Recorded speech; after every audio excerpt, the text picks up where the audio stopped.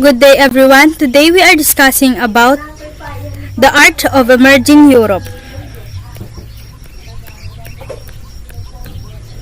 Ancient Greece. Ano nga ba ang Ancient Greece? Ang sinaunang Gresya ang kabihas ng Grego na kabilang sa isang panahon ng kasaysayan ng Gresya na tumagal ng mga 1,000 taon mula ika-8 siglo BCE hanggang ika-6 siglo BCE hanggang sa wakas ng Antikwidad. Pagkatapos ng panahong ito, ang pasimula ng maagang mga gitnang panahon at panahong Bizantino, kabilang sa sinaunang Gresya ang panahon ng mga klasikong Gresya na yumabong noong ika-5 hanggang ika-4 siglo BCE.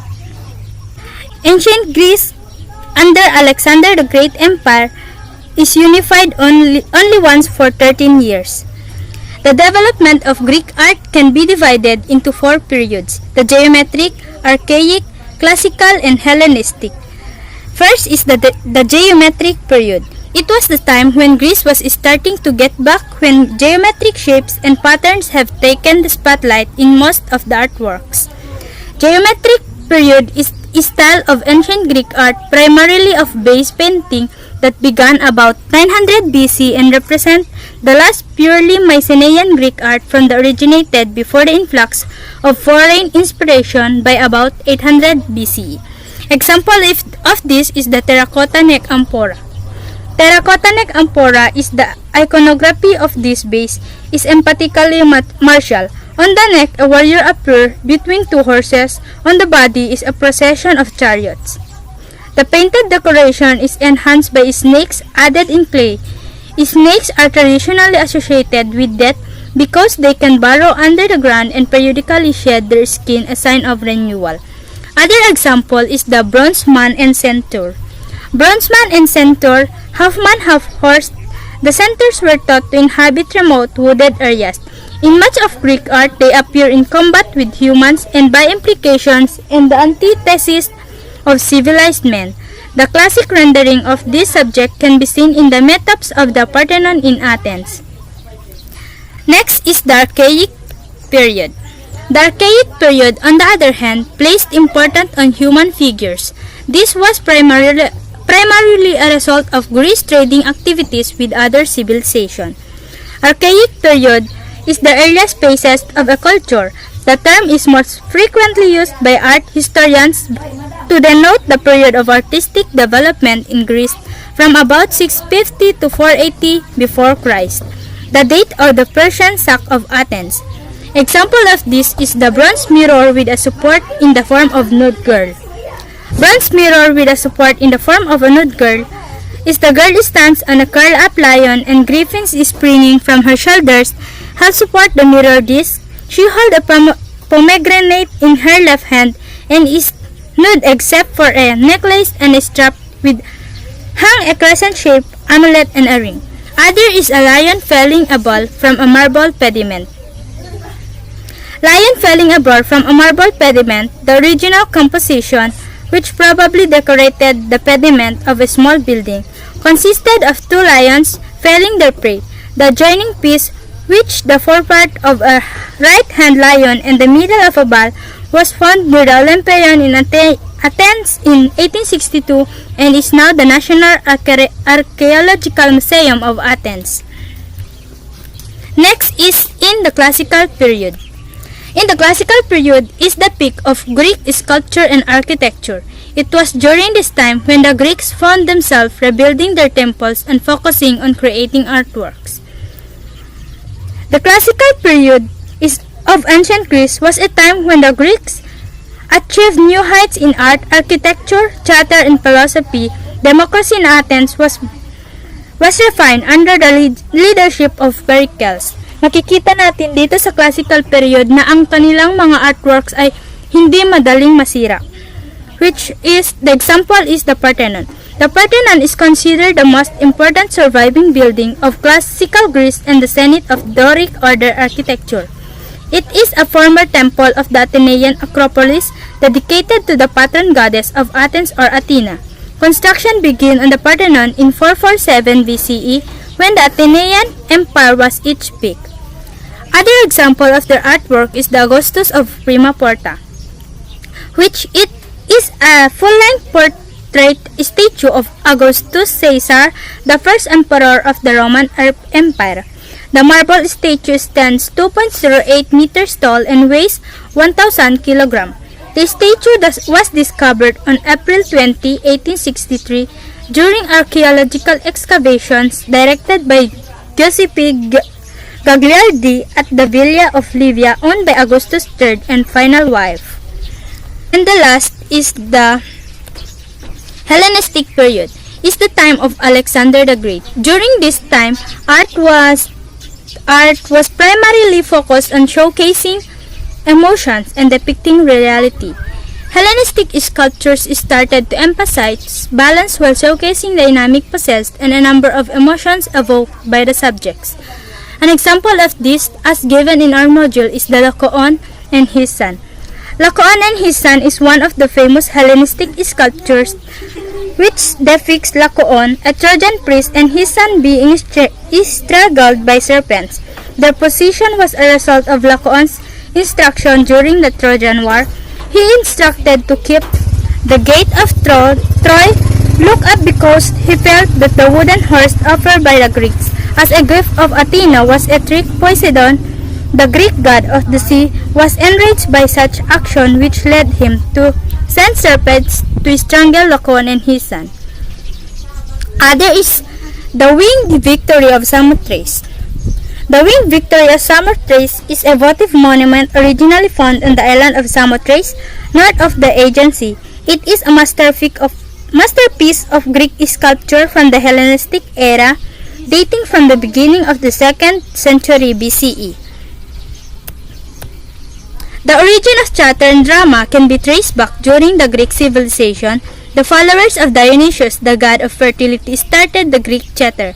People who are devoted to Dionysius would dance during ceremonies while giving their offerings of their god.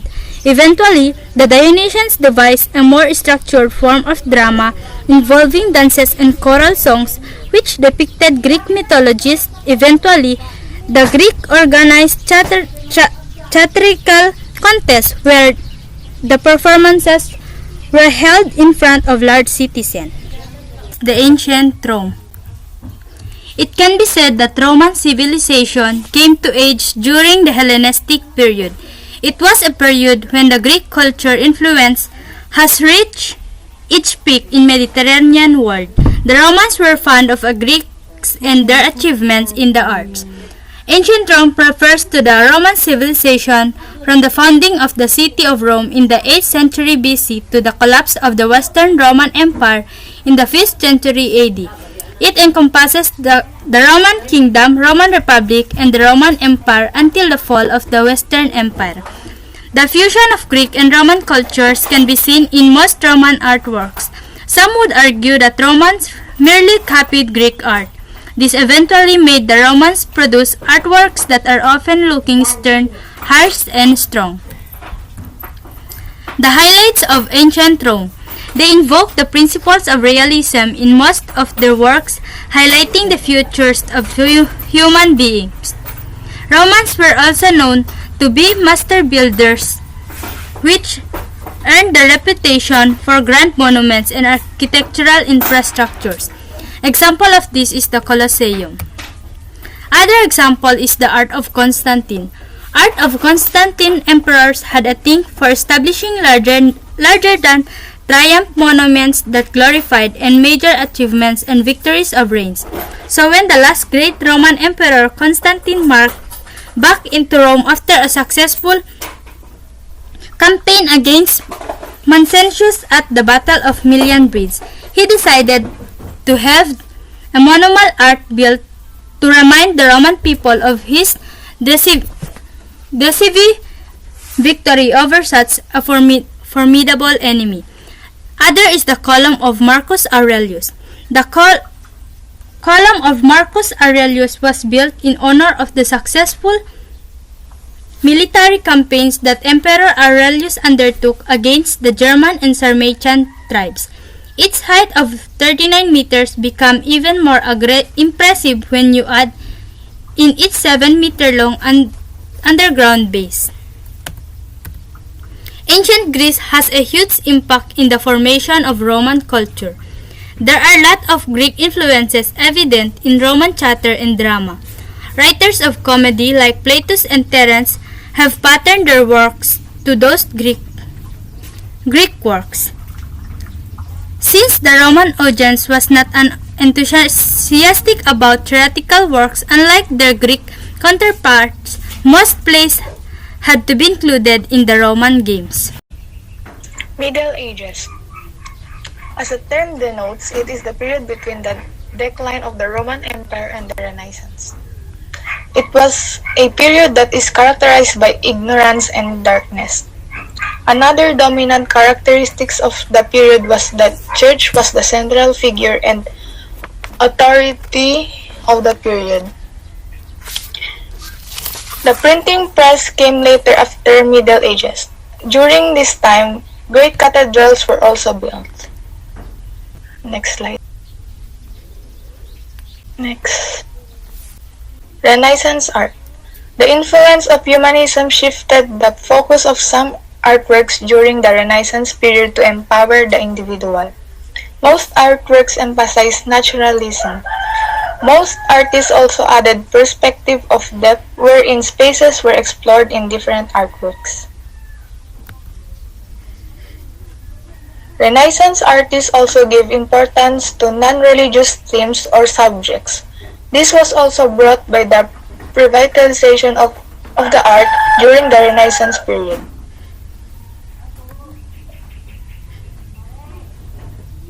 During the Renaissance period, there was also a revival of Roman theatrical plays.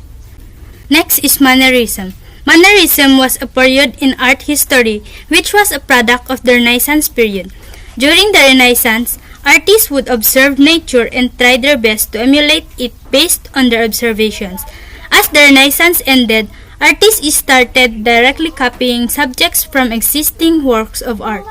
Most of the artworks during this period displayed distorted figures, two-dimensional spaces, distorted hues and colors, and lack of defined focal point. Next is the Baroque and the Rococo. The term Baroque is derived from the Portuguese term barroco, which is translated as regularly shaped pearl. This is a suitable description that Rome was the birthplace of the Baroque period, which according to some historians was a response to Protestantism. Expansion was the central theme of this period, which became very much evident in the artworks produced during this time. Motion and space were taken into considerations by artists like the use of dramatic page, lighting, and the concept of time. Aside from art, music also flourished during the Baroque period. This is because people believed that music could serve as a powerful tool to communicate messages that can evoke certain feelings among its listeners. Baroque music was able to clearly distinguish loud from soft and solo from ensemble. Since the birthplace of this period was in Rome, it did not come as a surprise that most composers come from Italy. These include Vivaldi, Corelli, and Monteverdi. Eventually, the influence of Baroque music spread outside Italy and reached other parts of Europe. Other well-known Baroque composers include Germany's Bach and Handel. Since Baroque composers, through their works, tried to evoke certain emotions from the audience, they began to make more complex musical compositions and performances. However, it can be noted that initially this kind of music was limited only to powerful institutions like the church and individuals like the patrons. Eventually, such would be made accessible to the middle class and the masses. Next, Neoclassicism. There seems to be a debate among historians as to the beginnings of modern art. There are accounts that would attribute for the emergence of this kind of art during the French Revolution in 1789. However, other historians claim that it was the year 1863 when there was an emergence of modern painting exhibitions. Neoclassicism was a movement in Europe that transpired during the late 18th and early 19th centuries. It was the dominant art movement that time, which basically aimed to revive and rekindle the influences of Greek and Roman into art and architecture. The ancient Greeks and Europeans had placed emphasis on human reason and keeping society in order. These very principles were also the dominant principles during the Enlightenment period. Some historians would also say that this movement was a reaction to the artworks produced during the Baroque period. There was a call to veer away from such extravagance in terms of style and form of the Baroque period. Neoclassicism brought about a general revival in classical thought that mirrored what was going on in political and social arenas of the time, leading to the French Revolution. The primary neoclassicist belief was that art should express the ideal virtues in life and could improve the viewer by imparting a moralizing message. Neoclassicism example number 1, Antonio Scaboga, Paulina Borghese as Venus Beatrice. This sculpture is a abolition, a semi-nude, life-size, reclining neoclassical portrait sculpture by Antonio Canova. He sculptured the almost naked and sensuously reclining on a couch. The sculpture is made of marble that is lustrous. It is a wonderful work of art which displays the characteristics of neoclassicism. Example number 2, Raisinia. It is an oil canvas by William Godward. Godward featured a woman in classical outfit posted against landscape features. The woman in the painting is semi-nude. The background tells the viewer where the woman is.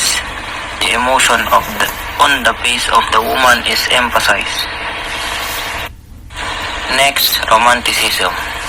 Romanticism as an art movement used the central themes of neoclassicist artworks as a springboard. Romanticists have highlighted heroic elements into their work. During the age of revolutions, there has been a tremendous focus on patriotic and nationalistic movements.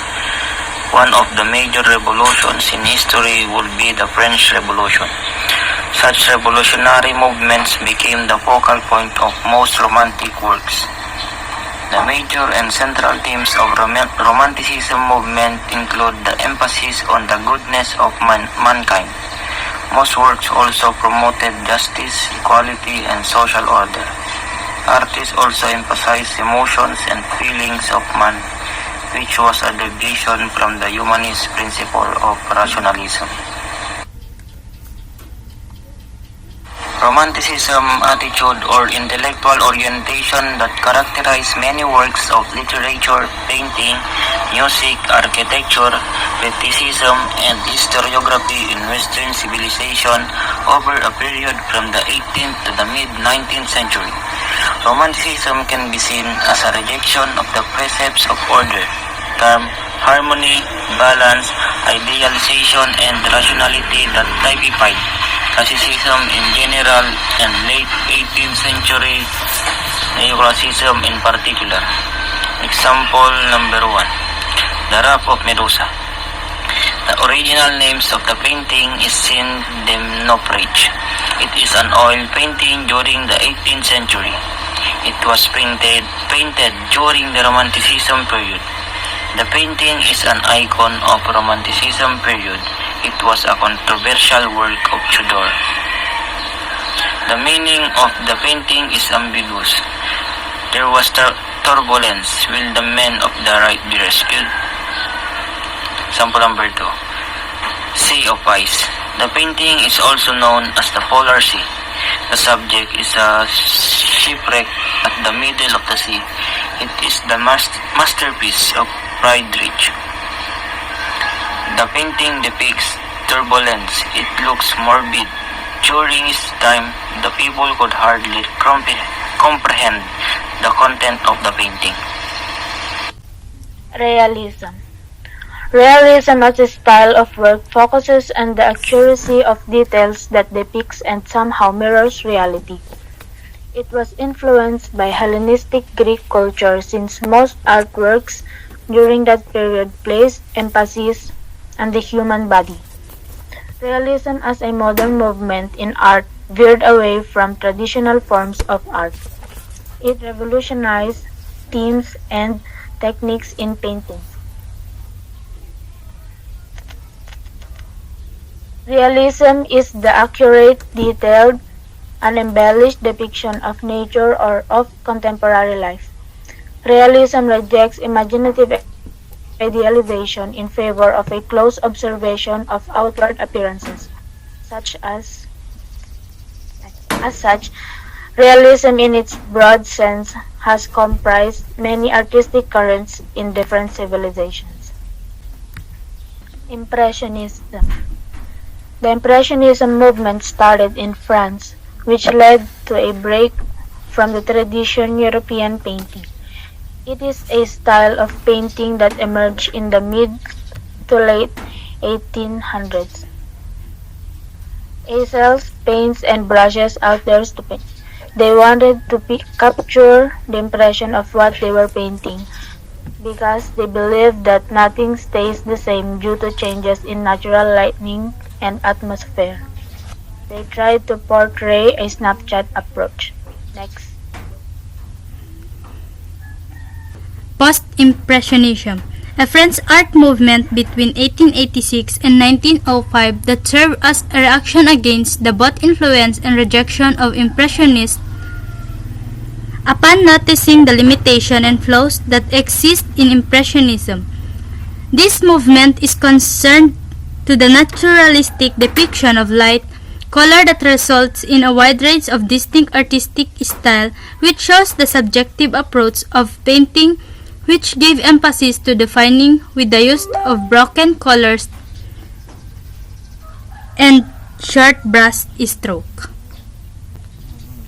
Known artists of Impressionism: Paul Cézanne, Georges Seurat, Paul Gauguin, and Vincent van Gogh. These are examples of post-Impressionism. The Card Players by Paul Cézanne, Sunday Afternoon by Georges Seurat. Vision After the Sermon by Paul Gauguin, Portrait of Dr. Gachet by Vincent van Gogh. Next. Neo-Impressionism, a French art theory name that was given to post-impressionist leading Georges Seurat work, which is practiced as they tend to make impressionism more precise with the use of pointillistic painting technique, wherein they use dots and dashes combined with color science and use of bright colors to form optical mixture in order for it to give luminosity to colors. Next.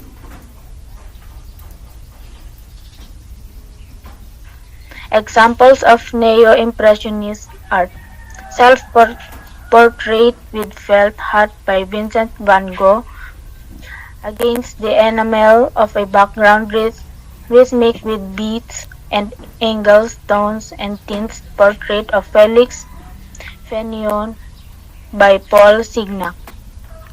Art Nouveau. During between 1890 and 1910, countries from Europe and United States witnessed the emergence and flourishing of a new art style. This ornamental style of art was a break from the conservative historicism, which was the prevailing and dominant theme of the most Western artworks. This ornamental style uses long and organic lines that are concretely manifested in architecture, jewelry, and glass design, among others. In most works, the defining characteristic of Art Nouveau is the symmetrical line that usually is in the form of insect wings or flower stalks. The line is done in such a graceful and elegant manner that somehow evokes a certain power to it. So, meaning this art is created based or manifested by its unique styles and design. Either it is flowery or glassy. Next. One good example is the Sagrada Familia. It is famous for being one of the most iconic examples of Antoni Gaudi's unique style, combining elements of Art Nouveau, Catalan modernism, and Spanish late Gothic design. The theme of nature figures prominently in Gaudi's design, both in terms of symbolism and the use of organic shapes and forms.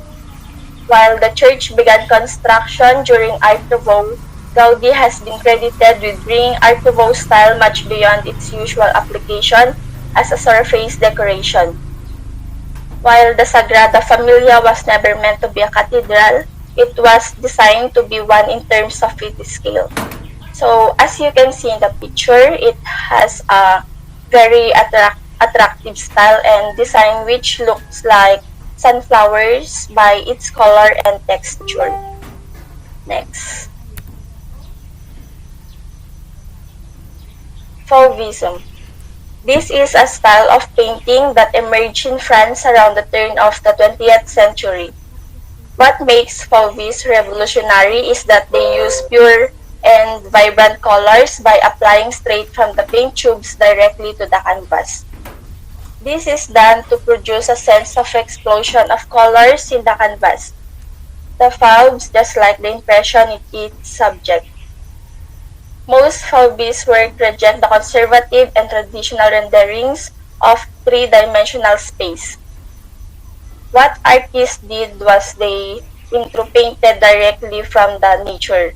The difference lies with how the Faubs have this strong and expressive reaction to how they portray and promoted a picture space that is defined by the movement of color. So, meaning this style requires explosion of colors and vibrant colors to make the piece. Next. One good example is the house behind trees. So it is an example of Braque's landscapes in art in the Faubist style, painted near the town of L'Estaque in southern France. The piece depicts a house behind trees and a rolling landscape. The painting features bright and blended colors and thick, prominent outlines, all typical in Faubist art. Cubism. Cubism, highly influential visual art style of 20th century that was created principally by the artists Pablo Picasso and Georges Braque in Paris between 1907 and 1940. The Cubist style emphasized the flat, two-dimensional surface of the picture plane, rejecting the traditional techniques of perspective, foreshortening, modeling, and chiaroscuro, and reputing time-honored tourists that art should imitate nature. Cubist painters were not bound to copying form, texture, color, and space. Instead, they presented a new reality in paintings that depicted radically fragmented objects.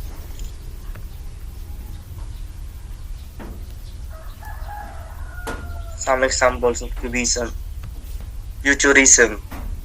Early 20th century artistic movement centered in Italy that emphasized the dynamism, speed, energy, and power of the machine and the vitality, change, and restlessness of modern life.